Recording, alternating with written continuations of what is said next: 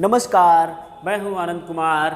गुरुकुल आनंद academy में आप सभी का स्वागत है। प्यारे बच्चों, कैसे हैं आप सब? उम्मीद करते हैं सभी मस्त होंगे, ज़बरदस्त होंगे।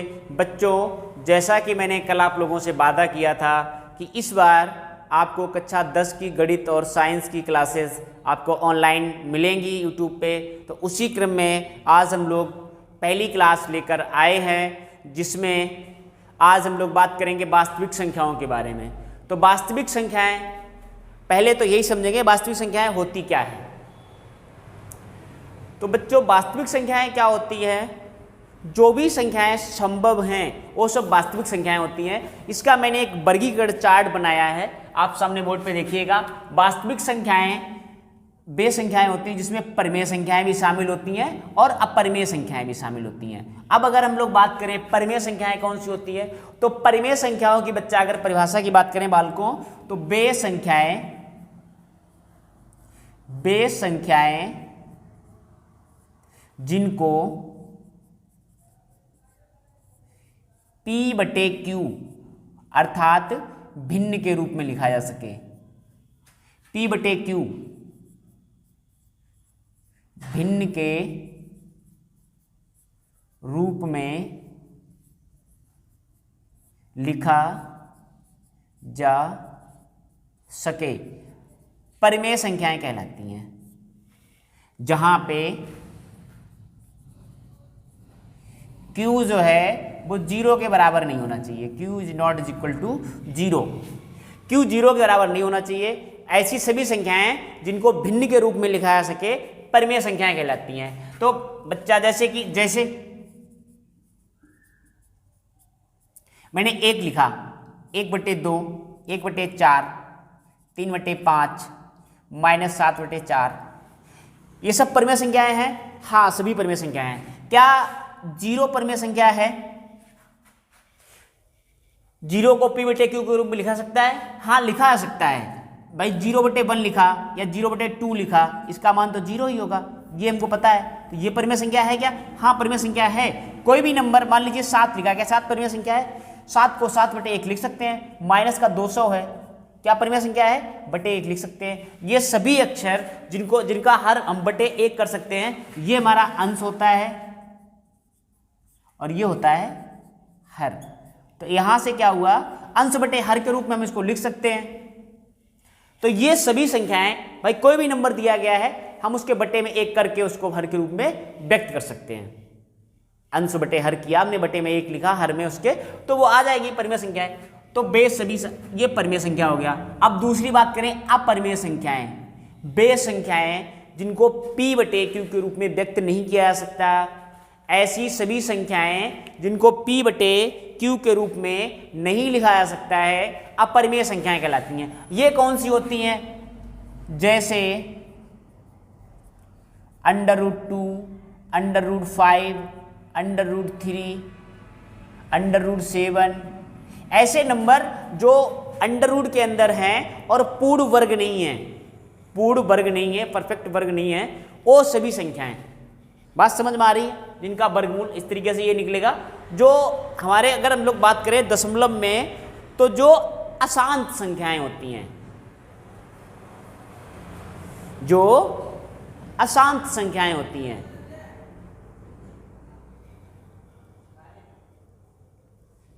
ठीक है, तो ऐसी संख्याएं आपकी अपरिमेय संख्याएं कहलाएंगी। क्लियर है? √2 हो गया, √5 हो गया, √3 हो गया, √1 हो गया, क्या इसको बोलो आप 1/2, लेकिन ये पूर्णांक नहीं है। ऊपर √2 है, ये पूर्णांक नहीं है। और बात करें, अगर हम लोग इसी में लिखा, मान लीजिए मैंने लिख दिया पाई भी क्या है? पाई का मान बहुत सारे लोगों को याद रहता है कि 22/7 है। नहीं, हकीकत में बच्चा इसका मान 22/7 नहीं होता, ये हम लोग मान लेते हैं सवालों की वैल्यू के लिए। ना ही इसका मान 3.14 होता है, ये भी हम लोग मान लेते हैं, ये भी इसका एग्जैक्ट मान नहीं है। तो पाई भी एक अपरिमेय संख्या है, अपरिमेय संख्या है। तो ये चीज हो गई पहला क्लासिफिकेशन। फिर परिमेय संख्याएं जो है, इसको 2 भागों में डिवाइड किया गया है। कितने भागों में? 2 भागों में। एक आपका भिन्न के रूप में और दूसरा आपका पूर्णांक। बालकों, भिन्न क्या होती है? भिन्न होती है अंश बटे हर के रूप में, जिसको लिखा जा सके वो भिन्न होती है। सभी पूर्णांक जो होते हैं वो भिन्न होते हैं, लेकिन सभी भिन्ने पूर्णांक नहीं होती हैं। बात समझ में आ रही है? सभी पूर्णांक, सारे पूर्णांकों को भिन्न के रूप में व्यक्त किया जा सकता है, लेकिन सभी भिन्नों को पूर्णांक के रूप में व्यक्त नहीं किया जा सकता है, तो सभी भिन्ने पूर्णांक नहीं होती हैं। छोटी छोटी बातें आप ध्यान से सुनिए क्लास को, आपका ये चैप्टर बहुत अच्छे से खत्म हो जाएगा। अगला बात करते हैं, जो पूर्णांक होते हैं ये दो तरीके के होते हैं। पूर्णांक में हमारी एक तरफ ऋणात्मक संख्याएं होती हैं, एक तरफ धनात्मक संख्याएं होंगी। तो ये परिमेय संख्या में, इसमें ये ऋणात्मक पोर्शन हो गया, और उसके बाद पूर्ण संख्या। अब आ गया पूर्ण संख्या। पूर्ण संख्या क्या होती है? जीरो सहित गिनती की समस्त संख्याओं को, समस्त धनात्मक पूर्णांक जीरो सहित समस्त संख्याओं को क्या बोलते हैं? पूर्ण संख्या बोलते हैं। भाई इसमें क्या है? जीरो। अच्छा बताओ बच्चों, जीरो क्या हमारा धनात्मक है या ऋणात्मक है? ये शून्य जो आया ये धनात्मक है या ऋणात्मक है? इस पे कोई भी चार्ज नहीं होता है, ना ये धनात्मक है ना ऋणात्मक है, इसको उदासीन कह सकते हो आप, कोई आवेश नहीं होता। कहीं ऐसा नहीं लिखा देखा होगा आपने कि +0 या -0 लिखा देखा है क्या आपने? कहीं नहीं लिखा देखा होगा। ये हो गया। अब इसके बाद जो आ गया पूर्ण संख्या, तो पूर्ण संख्या में क्या होता है? दो पार्ट होते हैं हमारे, एक शून्य हो गया और एक प्राकृतिक संख्या। प्राकृतिक संख्याएं क्या होती हैं? प्राकृतिक संख्याएं हमारी गिनती की संख्याएं होती हैं, जिनसे हम गिनते हैं, काउंटिंग करते हैं। जैसे मान लीजिए आप लोग क्लास में बैठे हुए हैं, मैंने खड़ा किया एक बच्चे को कि अमित खड़ा हो जा और क्लास में गिन कितने बच्चे हैं, सबके लिए मंगाने हैं क्या? समोसे। अब वो खड़ा हो गया तो गिनेगा 1 2 3 4 5 6 7 8 9 10, लगातार गिनता हुआ जाएगा। मान लीजिए 40 बच्चे हैं, तो क्या हुआ? एक गिनती है जिसको हम गिनते हैं, जिनका हम गिनने में प्रयोग करते हैं किसी चीज को। या मैंने बोला बता बच्चे कितनी कुर्सियां हैं यहाँ पे, उसने गिना, बताया गुरुजी 50 कुर्सियां हैं। कितनी है? 50 हैं। मैंने बोला बता बच्चे कितने पंखे हैं। तो ये जो भी हम गिनने में प्रयोग करते हैं, गिनती की समस्त संख्याओं को प्राकृतिक संख्या कहते हैं। और प्राकृतिक संख्या में अगर हम शून्य को भी जोड़ दें तो वो बन जाते हैं पूर्ण संख्याएं। क्या बन जाते हैं? पूर्ण संख्याएं। और पूर्ण संख्या और ऋणात्मक संख्या मिलने के बाद जो बनता है वो पूर्णांक कहलाता है। क्या कहलाता है? पूर्णांक। पूर्णांक और भिन्न के मिलने से जो बनता है वो परिमेय संख्या कहलाता है। और इतने सारे चीजें सुनने के बाद सर में दर्द सा महसूस हो गया होगा, तो इन सबको समेट के इकट्ठा लिख दिया और उसको हम जानते हैं वास्तविक संख्याओं के नाम से। क्लियर है? तो बच्चे आज का आप लोगों का ये क्लियर हो गया कि वास्तविक संख्याएं कौन कौन सी होती हैं। ठीक है, अब हम लोग आते हैं आपके चैप्टर की तरफ, आगे बढ़ते हैं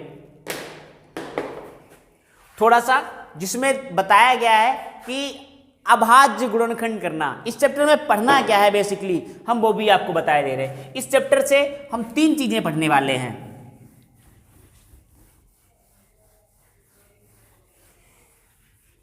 कितनी चीजें पढ़ने वाले हैं? 3 चीजें पढ़ने वाले हैं बच्चों। इसमें हम पढ़ेंगे लासा मासा, लासा मासा और अपरिमेय संख्याएं। हमें सिद्ध करना होगा कि सिद्ध कीजिए एक अपरिमेय संख्या है।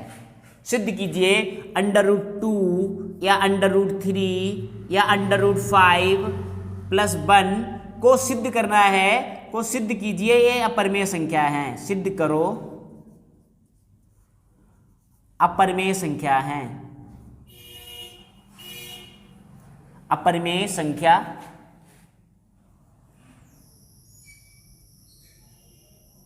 है। ये सब चीजें हमें इस चैप्टर में पढ़नी है। अब लासा मासा करने के लिए हम जो क्या करेंगे, पहला नंबर होता है अभाज्य गुणनखंड करना। क्या होता है? अगर लासा या मासा निकालेंगे तो उसके लिए जो सबसे पहली आपका सिलेबस में है वो है अभाज्य गुणनखंड।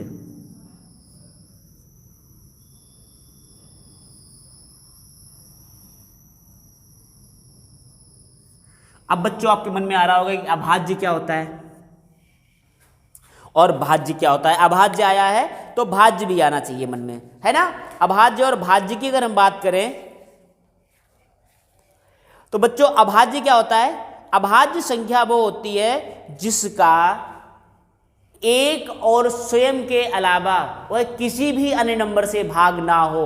एक ऐसी संख्या जिसके केवल और केवल दो गुणनखंड हों जो एक और स्वयं के अलावा किसी भी अन्य नंबर से भाग ना हो, वो क्या कहलाती है? वो हमारी कहलाती है अभाज्य संख्याएं। अब भाज्य संख्या क्या होती हैं?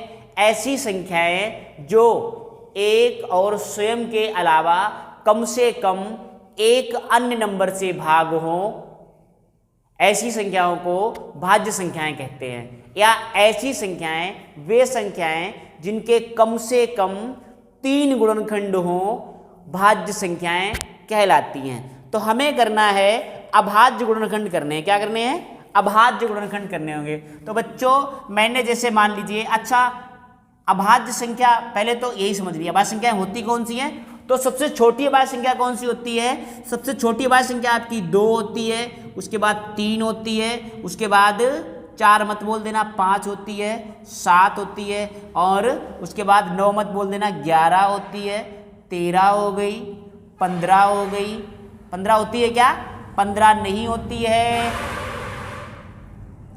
17, उसके बाद में 19, उसके बाद में आपका होता है 23, और फिर 27 मत बोल देना, 29, 31, और 31 के बाद में होता है 37, और 37 के बाद होता है कितना? 41, और 41 के बाद अगला नंबर आता है 43, 47, 47 के बाद क्या होता है? 49 नहीं होता है, 53, और 53 के बाद जो बचता है वो क्या होता है? होता है 59 और 61, और इसके बाद क्या होता है? 63 नहीं होता है, 67 होता है, और 67 के बाद होता है 71, 73 और 79। 79 के बाद बच्चों क्या होता है? 83 होता है, और होता है 89। और इसके अलावा में और कौन सी होती है? इसके अलावा एक संख्या आपकी होती है 97। क्या और भी कोई नंबर अगर होता है तो कमेंट करें। देखो बच्चों कितनी संख्याएं होगी? 1 2 3 4 5 6 7 8 9 10 11 12 13 14 15 16 17 18 19 20 21 22 23 24 और 25। तो 1 से लेकर के 100 तक 25 अभाज्य संख्याएं होती हैं। अभाज्य संख्या होती हैं।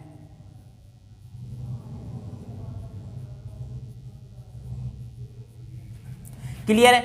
1 से लेकर 100 तक 25 अभाज्य संख्याएं होती हैं। बच्चे एक के बारे में क्या विचार है आपका? एक भाज्य होती है, अभाज्य होती है? एक ना तो भाज्य है और ना ही अभाज्य है, क्योंकि एक का केवल एक ही गुणनखंड होता है, इसलिए ना तो भाज्य है और ना ही अभाज्य है। अब अभाज्य गुणनखंड का मतलब क्या है? किसी नंबर को अगर हम मान लीजिए, एक नंबर मैंने लिखा भाज्य संख्या, मैंने लिखा मान लीजिए 36 लिखा, 36, कितना लिखा? मैंने यहां पे लिखा 36। अब इसके गुणनखंड करने हैं। अभाज्य गुणनखंड का मतलब क्या होता है कि अभाज्य संख्या से ही फैक्टर करने हैं इसके। तो अभाज्य संख्या से फैक्टर करेंगे तो बच्चा सबसे पहले इसको काटेंगे। 2 से डिवाइड किया, कितना आया? 18 आया। फिर 2 से काटा, कितना आया? 9 आया। फिर 2 से आया, काटा, कितना आया? 3 आया। फिर 2, अब डिवाइड, सॉरी 3 से डिवाइड करेंगे, 2 के बाद 3 से डिवाइड करेंगे तो कितना आया? 3 त्रिका 9। फिर 3 से काटा, कितना आया? 1। तो 36 के गुणनखंड हुए 2 गुणे 2 गुणे 3 गुणे 3। ये इसके अभाज्य गुणनखंड हो गए। एक जैसे मैं नंबर और लेता हूं, मैंने लिखा 54। अब इसके फैक्टर करने थे तो इसके फैक्टर आप लोग करेंगे तो कितने आएंगे? 2 से काटा, 2 से काटने के बाद 27 आया। फिर मैंने 3 से काटा, 9 आया। फिर मैंने 3 से काटा, 3 आया। और फिर मैंने 3 से काटा तो क्या आ गया? 1 आ गया। गुणनखंड क्या हो गए? 2 गुणे 3 गुणे 3 गुणे 3। ये इसके अभाज्य गुणनखंड हो गए। अब ऐसा नहीं है कि आप इसको 4 गुणे 9 कर, 4 से काट दो या 9 से काट दो या 12 से काट दो, बोले 3 गुणे 12 कर दो या 4 गुणे, वो नहीं। ऐसी संख्या है, केवल अभाज्य गुणनखंडों के रूप में व्यक्त करना है। ठीक है, ये हो गया अभाज्य फैक्टराइजेशन, मतलब अभाज्य गुणनखंड। ठीक है, किसी भी भाज्य नंबर के अभाज्य गुणनखंड ऐसे ही व्यक्त किए जाते हैं। चलिए हम लोग थोड़ा सा और आगे बढ़ते हैं। इस पे आपको सवाल करने होंगे। तो ये तो अभाज्य गुणनखंड की बात हो गई। एक तरीका और भी आएगा यहाँ पे, यूक्लिड विभाजन प्रमेय। क्या आएगा बच्चा लोग? यूक्लिड विभाजन प्रमेय, हम लोग उसके बारे में चर्चा करते हैं। तो यूक्लिड विभाजन प्रमेय जो होगी,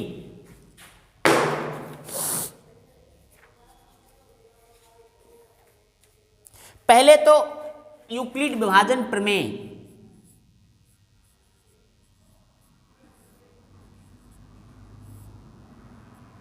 विभाजन प्रमेय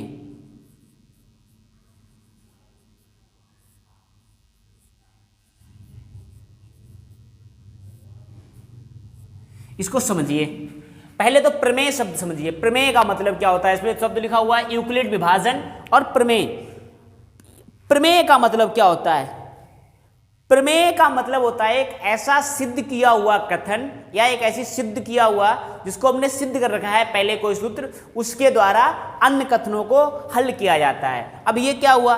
ये किसी चीज से तुलना करके, किसी चीज से तुलना करके अन्य चीजों को जब किया जाए, उसको हल किया जाए, वो कहलाता है प्रमेय हमारा। ठीक है, किसी हल किए हुए कथन के द्वारा अन्य कथनों को हल करने की जो प्रक्रिया होती है वो प्रमेय कहलाती है। अब यूक्लिड विभाजन प्रमेय क्या होती है? यूक्लिड साहब ने ये एक प्रमेय थी, इसमें ये बोला गया कि दो धनात्मक पूर्णांकों, परिभाषा यूक्लिड विभाजन प्रमेय की बताएं तो दो धनात्मक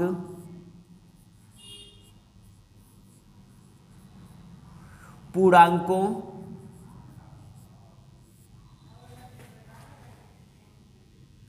ए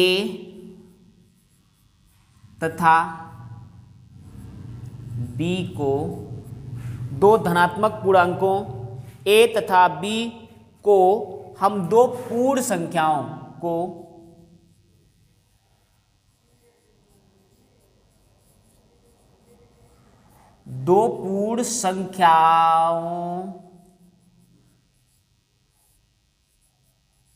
में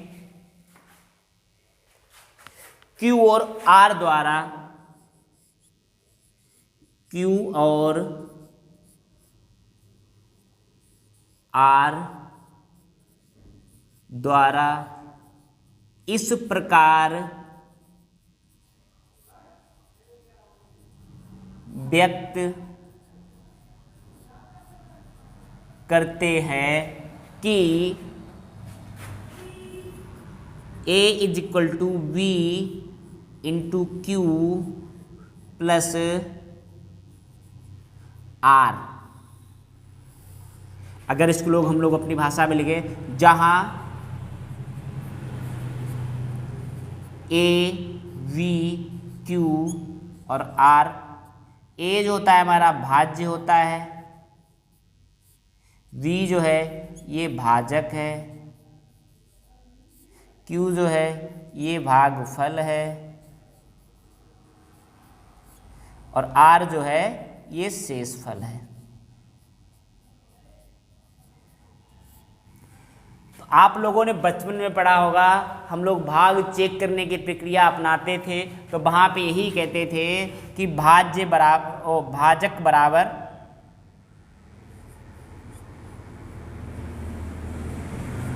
भाज्य बराबर भाजक,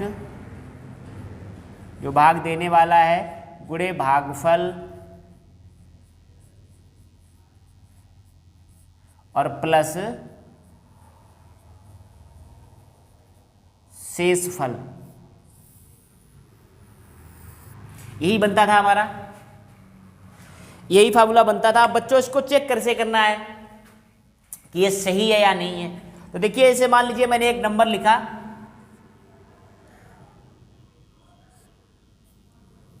6 और भाग देना था, मान लीजिए 33 में देना था, तो मैंने भाग दिया 133 कर लीजिए, थोड़ा बड़ा हो जाएगा। 6 दूनी 12, अब 1 बचा, उतारा लिया इसका 13, 6 दूनी 12। तो बच्चों ये एक शेष आ गया, ये हमारा क्या हो गया? ये कहलाएगा भागफल। ये क्या होगा? ये भाजक है। और ये क्या कहलाएगा, ये कहलाता है भाज्य। तो भाज्य को कैसे ज्ञात करना है, देखो बताया था भाज्य बराबर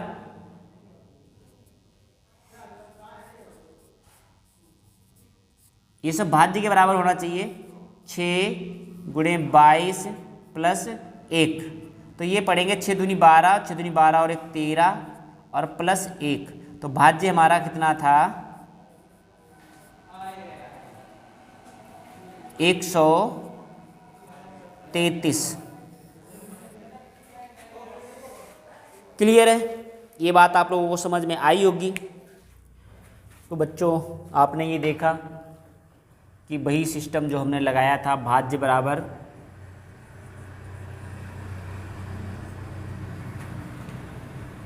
भाजक से भाग दिया जाता है गुणे भागफल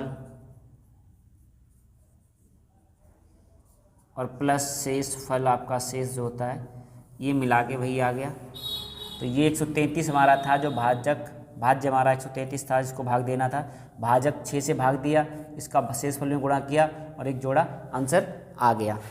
तो ये बच्चों हो गया आपका। अब जो लासा मासा निकालने का तरीका होता है, मासा की अगर हम लोग बात करें तो मासा निकालने के तरीके होते हैं आपके सिलेबस में 2, एक भाग विधि है और एक गुणनखंड विधि है। अगर आपसे बोला गया है कि भाग विधि से निकालो तो भाग विधि से निकालना है, अगर बोला गया है गुणनखंड विधि से निकालो तो गुणनखंड विधि से निकालना पड़ेगा। अब जैसे कि अगर बोला है यूक्लिड विभाजन प्रमेय का प्रयोग करते हुए आपको लासा मासा निकालना है तो आप इससे निकालेंगे। जैसे मान लो मैंने नंबर लिखा है 135, आपकी किताब का एक उदाहरण ले रहा हूं, और 225। अब इसका बोला गया है कि यूक्लिड विभाजन का प्रयोग करते हुए इसका मासा निकालना है। तो करना क्या है, इसी क्रम से लिखा है इसको। अब 135 का भाग देना है किसमें, 225 में देना है। कितनी बार जाएगा, एक बार जा रहा होगा। तो 135 बचा कितना, यहाँ से 0 बचेगा और इधर आपका बचेगा 90 बच गया। अब जो शेष बचा ये हमारा बचा, इससे भाग देना है 135 में देना है। ठीक, इसका भाग देंगे 135 में तो 90 एकन 90,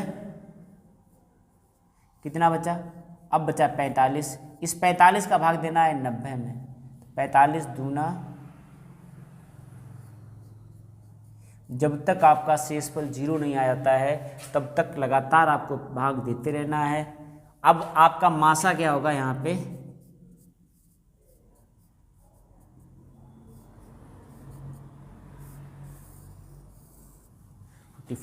अगर इसको आप गुणनखंड विधि से निकालते तब क्या होता है, मैं बता दे रहा हूँ आपको। 135 और 225। अब 135 के खंड करोगे आप तो पहले तो आएगा 3 से कट रहा है, 3 गुणे 3 और गुणे 3 और गुणे 5, ये हो गए खंड इसके। या आप नहीं आ रहा है, परेशान नहीं होना है, तो आपको ऐसे लिख लेना है 135, 3 से काटा, 3 चक्कू 12 और 3 पना 3 पचे 15, फिर 3 से काटा, 3 1 3 और 3 पचे 15, फिर 3 से काटा, 5 बचा, अब 5 से काट लिया। ठीक, ऐसे ही इसको जब काटोगे तो 3 गुणे 3 गुणे 5 गुणे 5, ये संख्याएं आ गई। अब मासा,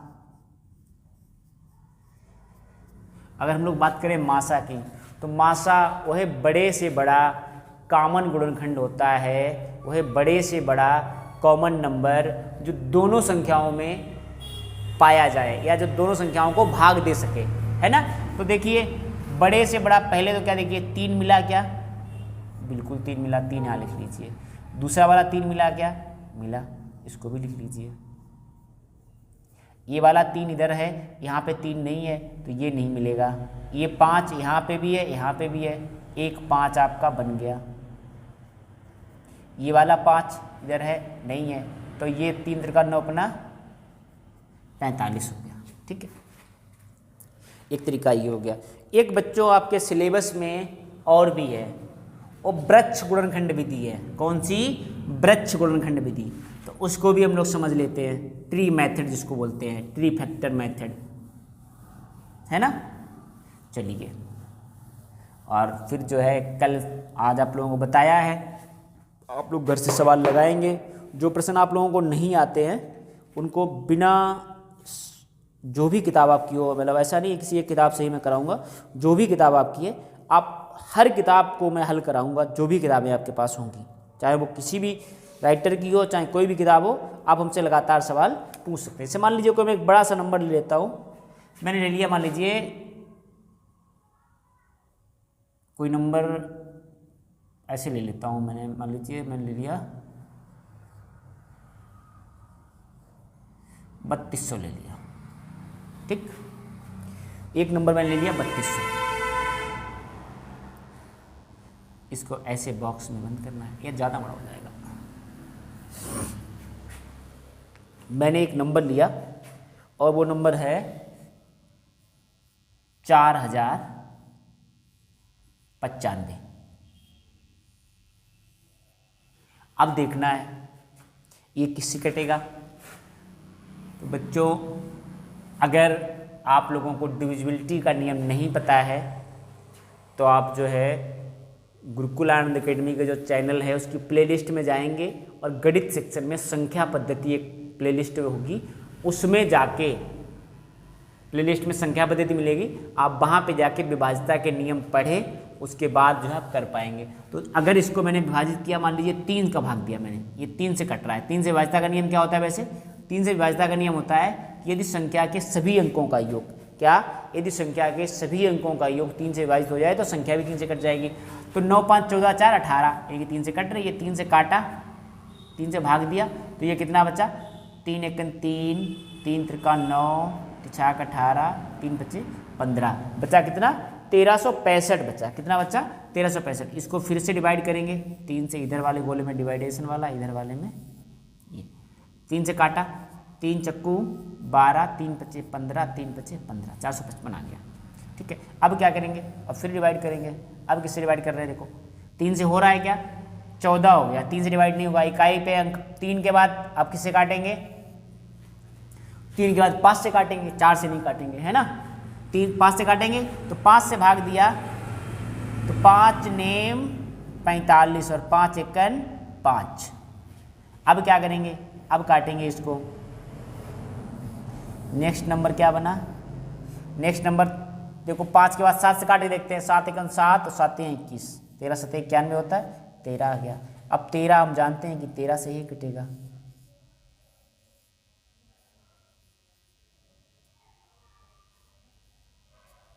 तो ये 13 आ गया।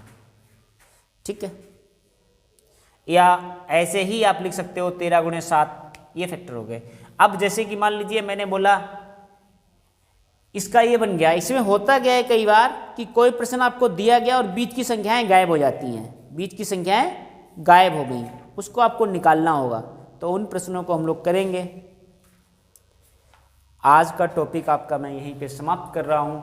कल इसी क्लास को लेके हम फिर उपस्थित होंगे। आप लोग तब तक घर से प्रैक्टिस करिएगा। जो भी सवाल आप लोगों के बनते हैं आप पूछिएगा और बिल्कुल भी परेशान नहीं होना है। यदि आपको आज कुछ नहीं भी समझ में आया है तो आप एक बार फिर देखिएगा क्लास को। लगातार आप 1 से 2 बार देखेंगे, ये मेरा वादा है आपसे। यदि आप मेरे साथ जुड़े रहेंगे तो आपके मैथ में 70 में 70 लाने का मैं आपसे वादा कर रहा हूँ। अगर आपका सहयोग रहेगा, आप लगातार मेरे साथ बने रहेंगे तो ये पूरा हो सकता है। और हो सकता नहीं है, मैं पूरे यकीन के साथ कह रहा हूँ पूरा होगा। तो सब